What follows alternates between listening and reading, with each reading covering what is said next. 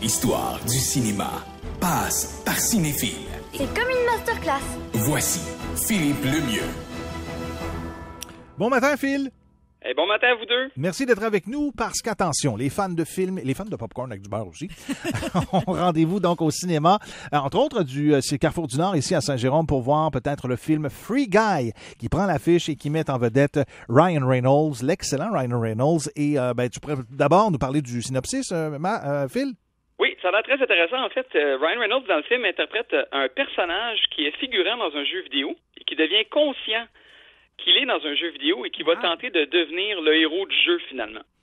Très, très cool. Ça t'a inspiré la chronique, c'est fou. Ben oui, je trouve ça c'est vraiment original quand même. Alors, je me suis dit que ce matin, je pourrais vous parler des films qui traitent de jeux vidéo. Mais là, attention, on parle pas d'adaptation de jeux comme, par exemple, Mortal Kombat, Tomb Raider ou Resident Evil. On parle vraiment de films qui vont traiter et qui vont emprunter l'esthétique des jeux vidéo dans leur histoire. OK, c'est vraiment intéressant. Y en a-tu beaucoup de ce film, de ces films? Étonnamment, oui. Il y en a eu quelques-uns. Je pense au classique de Disney, réalisé en 1982, qui s'appelle Tron.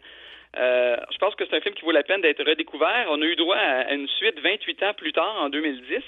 C'est un film qui était vraiment en avance sur son temps de la part de Disney et ça explique peut-être pourquoi ça a été un flop monumental au box-office.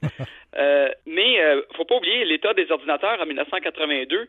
Quand on regarde ce film-là, il y a une quantité énorme d'images faites à l'ordinateur qui sont d'une grande qualité, considérant que c'était le Commodore 64 là, qui était disponible pour le consommateur. Et malgré le flop au box-office, il y a des jeux d'arcade inspirés du film qui ont été très populaires à l'époque. Ah, wow, quand même. Il y en a d'autres aussi? Oui, Gamer, en 2009, qui met en vedette Gérard Butler.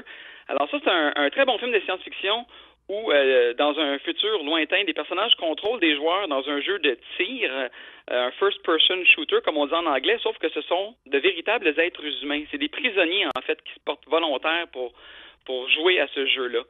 Alors, c'est un film qui est un peu passé à l'oubli, mais qui propose une belle critique sociale. Là. Ça vaut la peine de le redécouvrir. Ben, je l'ai écouté, je pense que c'est sur Netflix il n'y a pas si longtemps, puis c'est vraiment, vraiment bon. Comme c'est fou parce que le titre, en même temps, Gamer, j'ai l'impression que je suis en tournage chez nous quand je regarde les ados aller. C'est fou. Et je peux pas passer à côté d'un film de 2010 qui s'appelle Scott Pilgrim vs. The World. Alors, c'est l'adaptation d'une bande dessinée très populaire, un film hybride qui croise un peu la bande dessinée, le manga japonais et les jeux vidéo. En gros, le personnage principal, Scott Pilgrim, doit gagner des combats de style Mortal Kombat contre tous les ex-chums de la fille avec qui il est en amour pour pouvoir être avec elle. C'est vraiment bon, ce film-là. C'est super drôle, en plus. Puis, tu sais, c'est dans le monde des ados. Puis, le visuel est excessivement intéressant de ce film-là. On te remercie beaucoup.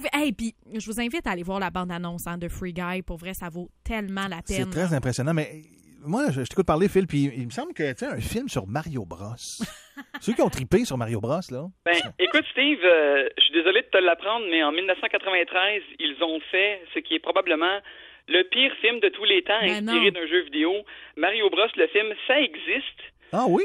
Alors oui, ça existe et je te déconseille très fortement de le regarder. Là. Écoute, ça n'a pas de bon sens, mais je termine là-dessus, c'est que les producteurs du Mortal Kombat récent ont maintenant en chantier une adaptation de Space Invaders. Alors, mes attentes sont pas très élevées, là, on verra ce que ça va donner. Mais là, moi, je le sais, Philippe, tu viens de nous dire de ne surtout pas aller écouter le film de Mario Bros, mais parce que tu m'as dit ça, je suis curieuse, puis j'ai le goût d'aller essayer de voir. Je suis pas responsable. OK, parfait. Phil, passe un excellent week-end, puis au plaisir de se reparler d'une autre nouveauté. Alors, on le répète, c'est aujourd'hui, apparaît donc aujourd'hui ce film Free Guy mettant en vedette Ryan Reynolds à voir dans un cinéma près de chez vous. Cœur de pirate, Femme Like You, c'est maintenant à Sim.